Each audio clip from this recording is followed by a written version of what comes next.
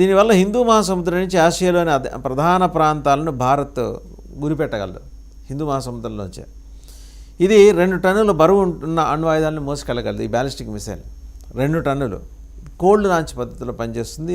అంటే క్షిపణి మొదట నీటి ఉపరితలం మీదకి వస్తుంది, ఆ తర్వాతే దాని మోటార్ల నుంచి లక్ష్యాన్ని డిజైన్ చేసిన లక్ష్యాన్ని వైపు దూసుకెళ్తుంది. 12 మీటర్ల పొడవు ఉంది, 17 టన్నుల బరువు ఉంది ఈ క్షిపణి. దీన్ని అరిహంత్ క్లాస్ సబ్మరైన్స్ కోసం ప్రత్యేకంగా డిజైన్ చేశారు.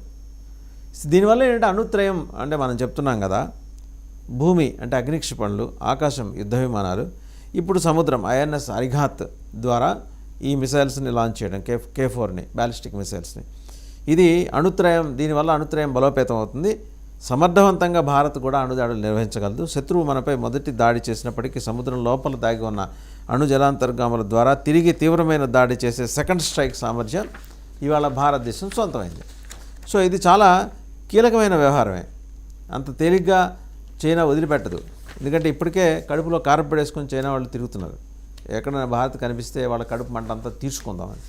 బట్ అంత తేలిక కాదు. హిందూ మహాసముద్రం నుంచి తన టార్గెట్స్ని ఉపరితలం మీదకి వచ్చిన తర్వాత తన టార్గెట్స్ని as per the given device అది రీచ్ అవుతుంది.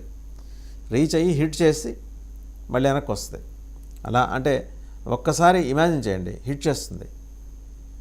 హిట్ చేసిన తర్వాత జరిగే విధ్వంసం ఎలా ఉంటుందో వేరే చెప్పనక్కర్లా. అందుకనే స్ట్రాటజిక్గా హిందూ మహాసముద్రంలో లొకేషన్ కోసం అని చెప్పి చైనా పట్టుబడుతోంది.